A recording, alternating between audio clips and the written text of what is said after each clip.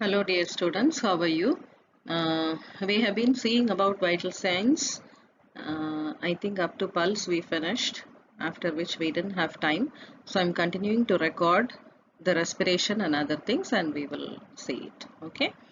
And so we know vital signs are very important signs which can tell us the physiological functions of the organs inside our body, and we saw what are all the learning objects we were about to discuss, and we saw that pulse rate, temperature, respiration, blood pressure, pain and oxygen saturation are vital signs, and we are going to see about respiration today. Okay, so as you all know, in anatomy physiology you have learnt it very well.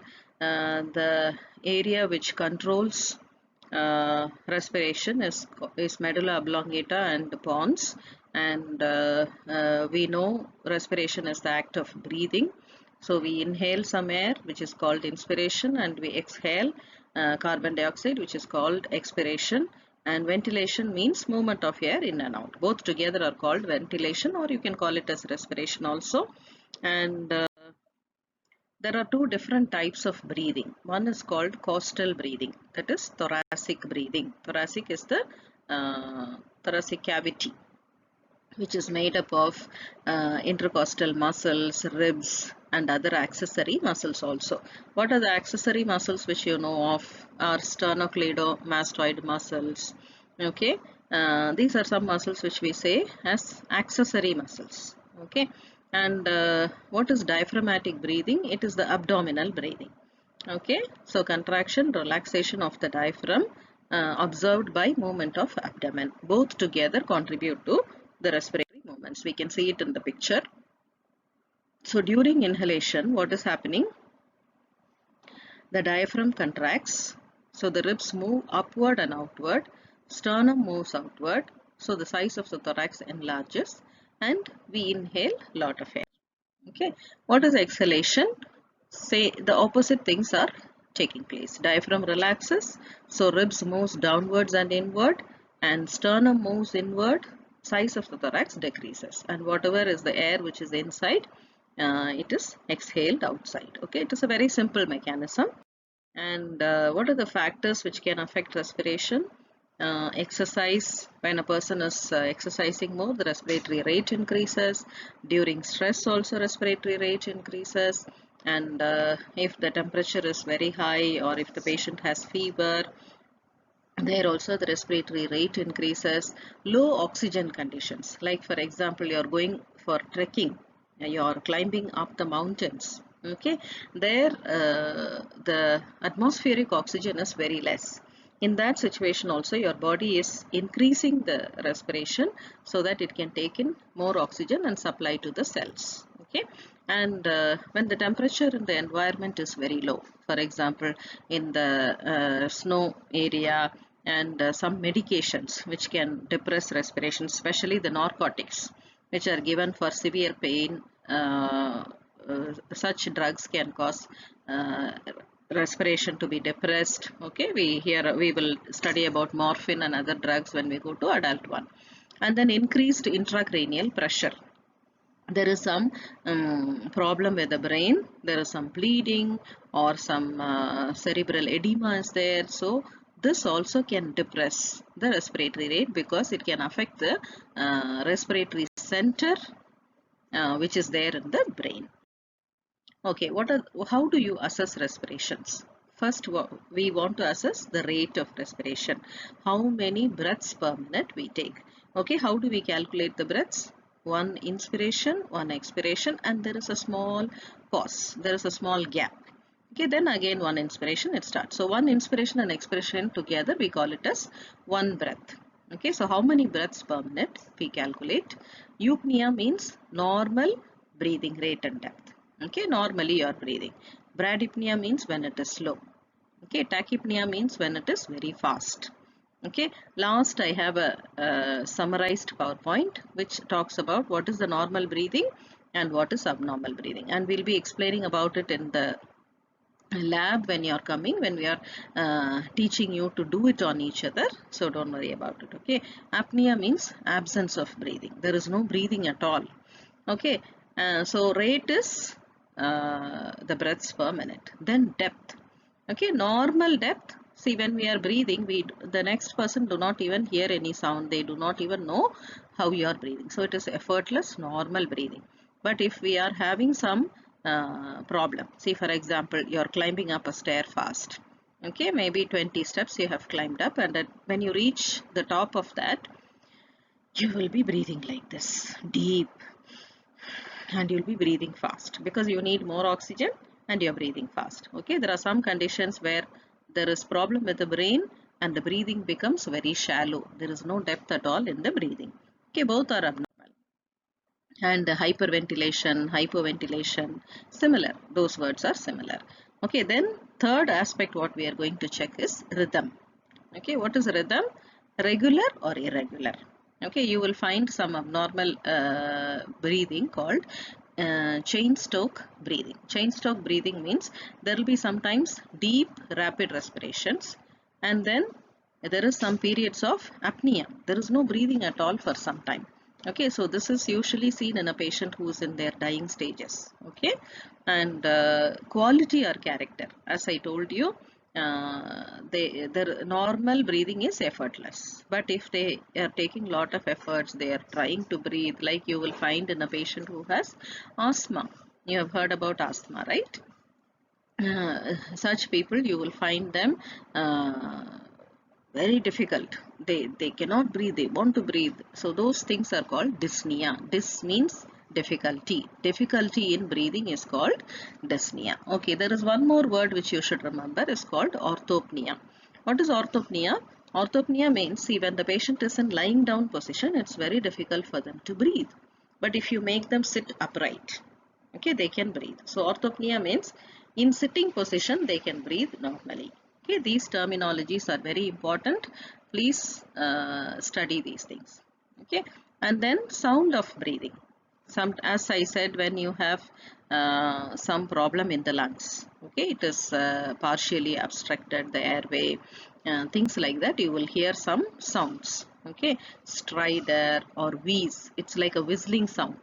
In a whistle, they have obstructed partially, that's why when you are blowing you hear the sound. Same way, when your bronchus are partially constricted, you will hear this sound. Sometimes you don't even need to keep a stethoscope, without that when you go near the person you can hear that sound.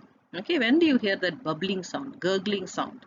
When there is lot of fluids, when there is a lot of secretions or some pneumonia which is there in the patient's lungs, fluid collection is there, there you can hear this bubbling sound. Okay, in detail you will learn about all these things in health assessment. Okay, there are some pictures which I have shown so that you will know.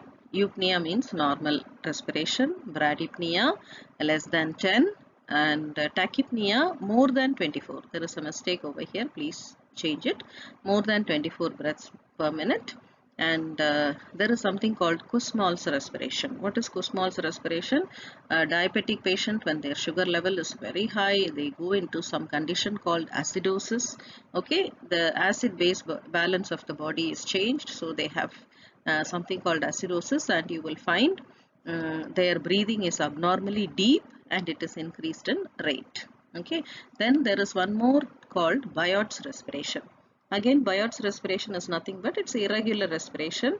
Sometimes you will find shallow respirations, then there is some absence of breathing in between. Then chain stroke, already I told you, there is gradual increase in depth of respiration followed by gradual decrease, and sometimes there can be some period of apnea also. Apnea means absence of breathing. Okay, so you can understand the graphical illustration of all these things. Okay, now we'll go on to blood pressure. Okay, what is blood pressure? It is the arterial blood pressure which we are measuring. It is measure of exertion of the blood flow in the arteries. Okay, how much pressure it is exerting. How much is the ventricular contraction, which is called the systolic. What is the diastolic pressure? When the ventricles are at rest, the arterioles, when the ventricles are at rest, the blood is just flowing from upper chamber to the lower chamber. So that is what is called diastolic pressure, where the pressure is very low. Okay, systolic pressure is more because the ventricles have to contract. With this contraction only, blood is flowing through all the arteries all over the body. Okay, we should remember some of the terminologies which are important over here. It is the pulse pressure. Okay, first of all, what is normal blood pressure? Normal blood pressure is 120 by 80. Whenever we are writing, we will say systolic above and then bar or slash, however you call it, 80 mm of mercury. That's how we write. Okay, the difference between systolic and diastolic pressure is called pulse pressure. Okay, normally the pulse pressure is 40. So if it is more or less, we have some diseases. Okay, and there is one more terminology called mean arterial pressure, MAP. Okay, this measures what is delivered to the body's organs. There is a calculation for it. So the calculation goes like this: systolic BP plus 2 into diastolic BP. So that means if systolic BP is 83, so 83 plus 2 into 50 is diastolic BP by 3. Okay, if you do that, you will get this amount. Okay, this is usually done in the intensive care units. They want to know all these aspects. But just for you to understand the calculation, you can understand these mean articular BP. Okay. What are some of the determinants of blood pressure? As we know it very well, pumping action of the heart is very important. So if your heart action, the contraction is going to be strong or weak, we will know whether the pressure is more or less. So whenever there is strong pumping, pressure is more. When there is weak pumping, the pressure is less. Then based on the peripheral vascular resistance. We have already introduced this term when we were saying about peripheral pulses. So central is heart. When it reaches the legs and hands and the limbs, it is called peripheral area. Okay, so what is peripheral vascular resistance? The blood vessels which are there in the peripheral areas can have some fibrous tissue formation inside. Okay, so and because of that tissue formation, this is because of sometimes diabetes or high cholesterol levels or smoking. Okay, the person can develop fibrous tissues in the arteries, and the arteries lose the ability to constrict or dilate properly. So it has to really pump very hard to supply blood to those areas. Okay, that is called peripheral vascular resistance, and the disease is called arteriosclerosis. Sclerosis means the diameter of the artery has become thin. Okay, it has because of the fibrous tissue. Okay, arteriosclerosis it's called. And the third determinant is blood volume. For example, you had somebody had some accident and they lost around, we know around we have more than 5 liters of blood running in our body.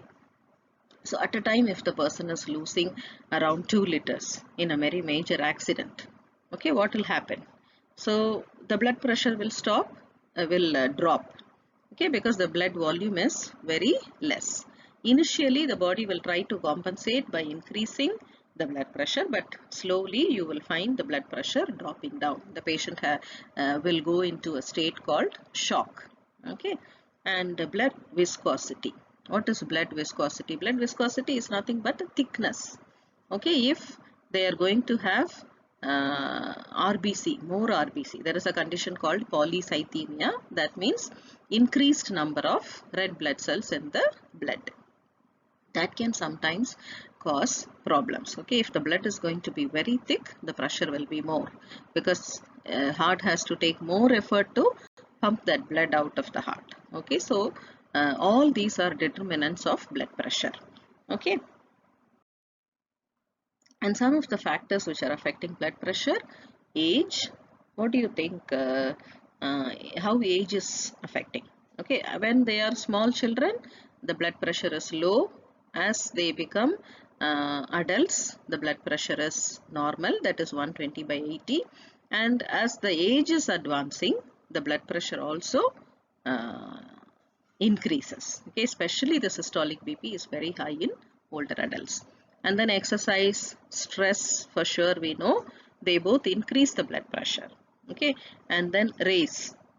They they have found out that African American people, without any reason, just because they are African American people, their blood pressure seems to be very high. Most of them have hypertension. Okay, and then the gender, if you see, it is the female gender who has lower blood pressure from puberty, okay, until menopause.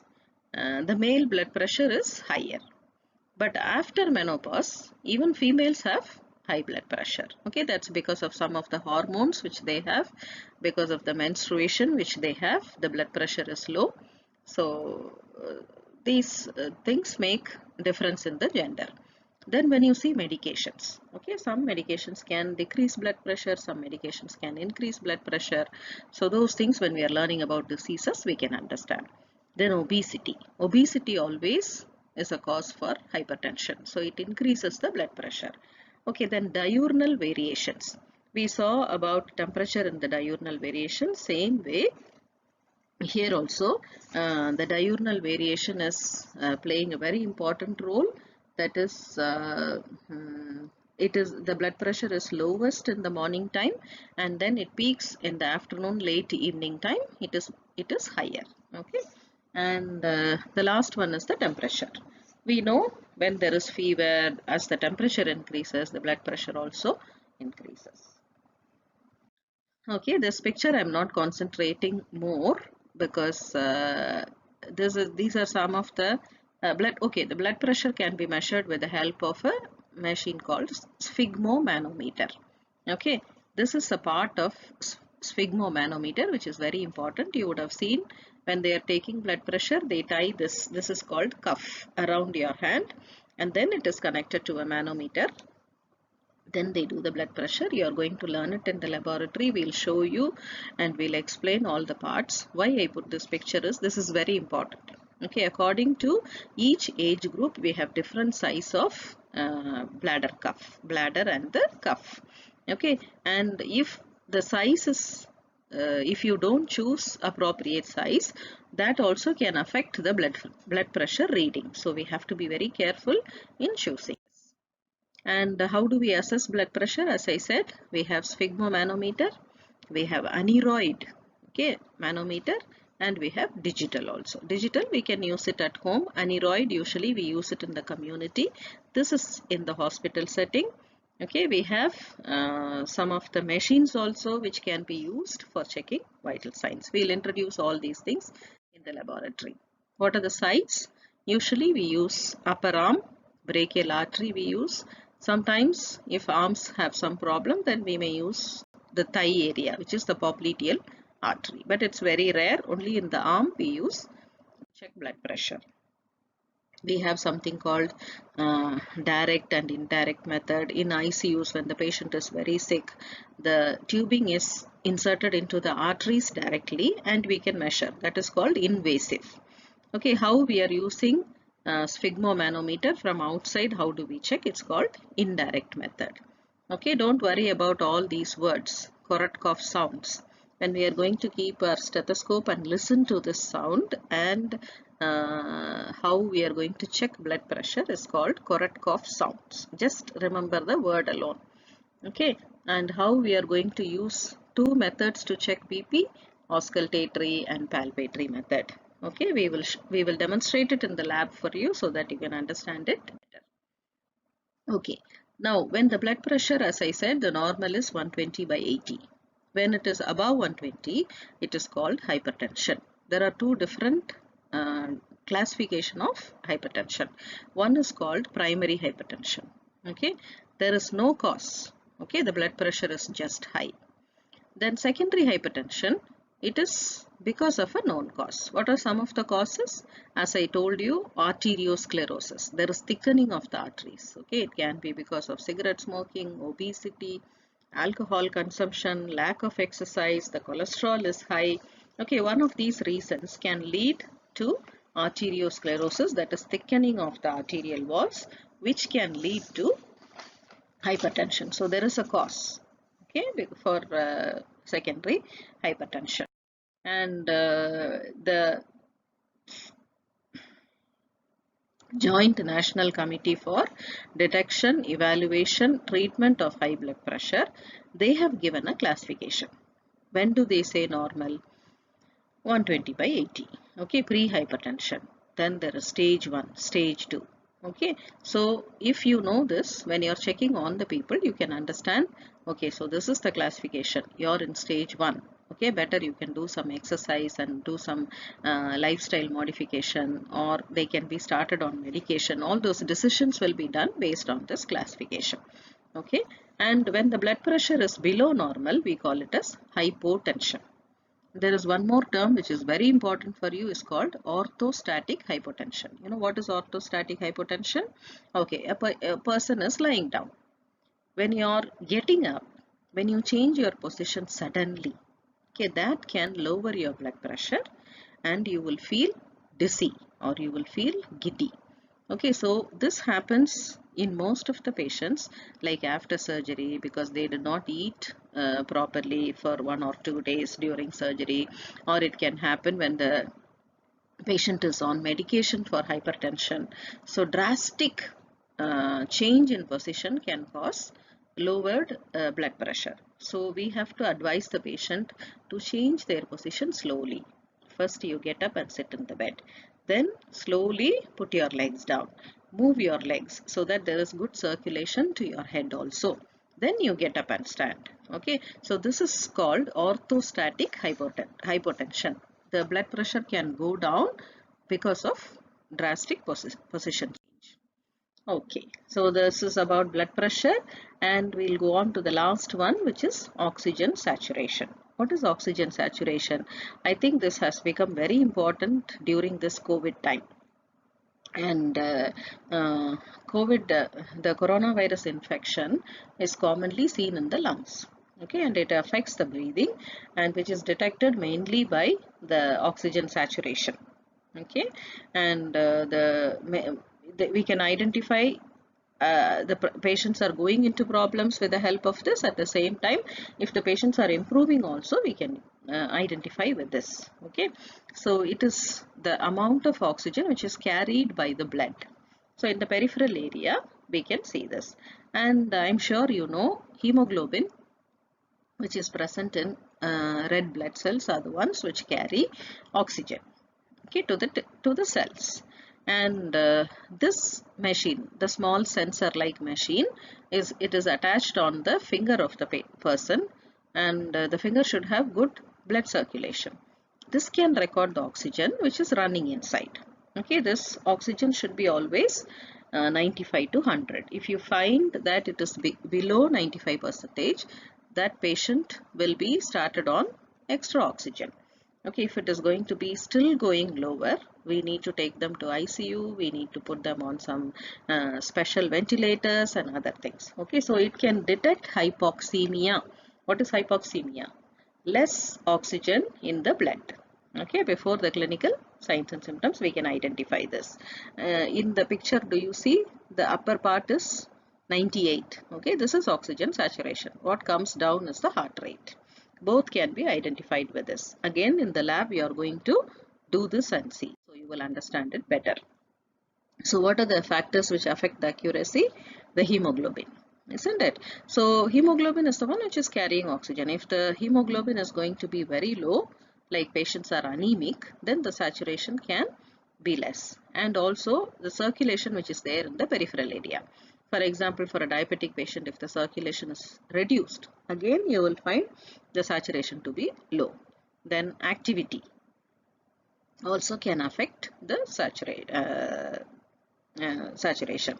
Then carbon monoxide poisoning. If the patients are having carbon monoxide, exposed to carbon monoxide poisoning, again you will find that the values may be different in the peripheral region.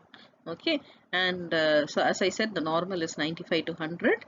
and less than 70% is considered as life-threatening. So such patients should be treated differently in ICU or ventilator. Extra support should be given to them. Okay.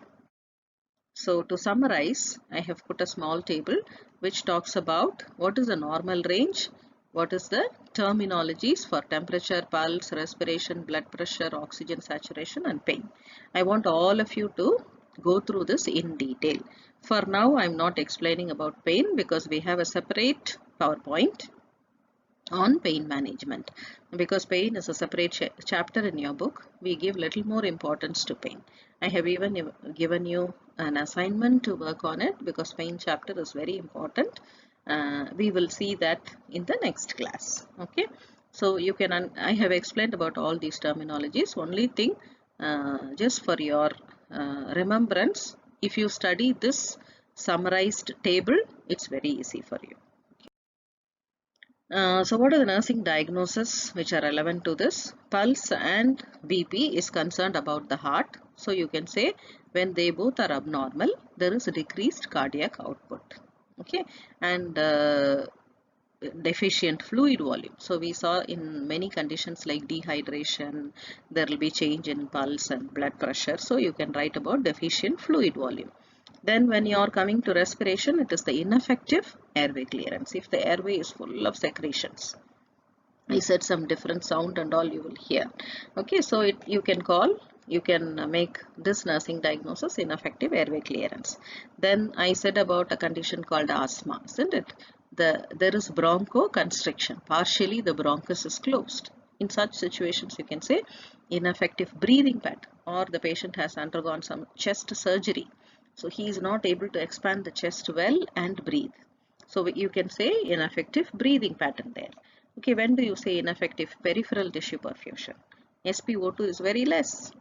Okay, the oxygen which are supplied to the cells in your peripheral region is affected. So you can say ineffective peripheral tissue perfusion.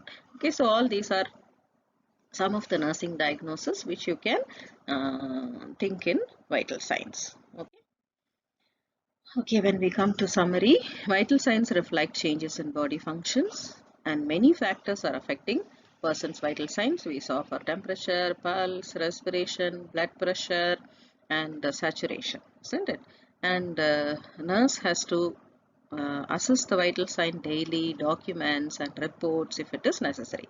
So unless we understand what is normal, what is abnormal, we cannot identify the abnormality and we cannot report it to the higher people. Okay, so we should learn first what are the normal and abnormal terms, what is the range, and we should know how we should document all that. We are going to do it in the laboratory. So okay, thank you. If you have any doubts, you can ask me also. Thank you.